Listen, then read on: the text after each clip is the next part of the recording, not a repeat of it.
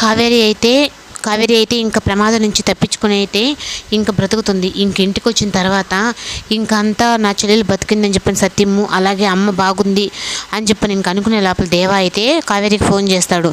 ఏంటి కావేరి, నువ్వు నీ మొగుడేమో నీ కూతుర్ని నిన్ను ఇలాగ మార్చేసి చేస్తే నేను కనుక్కోలేను అనుకున్నారా అని చెప్పని అనేటప్పటికీ ఇంకా దేవా గొంతు తినంగానే కావేరికి అయితే చాలా భయం వేస్తుంది.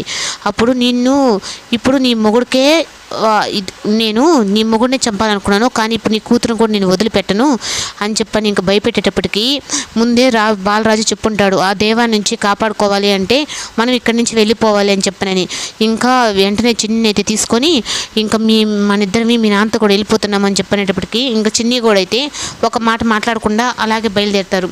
ఇంక వెళ్ళేటప్పుడు సత్యం కాళ్ళకైతే దండం పెట్టుకొని ఇద్దరు ఇంక బయలుదేరి వెళ్తూ ఉంటే చిన్ని మాత్రం ఇంకా మావయ్య ఇల్లు అని చెప్పని అటే చూస్తూ ఉంటుంది. ఇంకా బాలరాజు అయితే వీళ్ళిద్దరి కోసం ఆటో పెట్టుకుని ఎదురు చూస్తూ ఉంటాడు.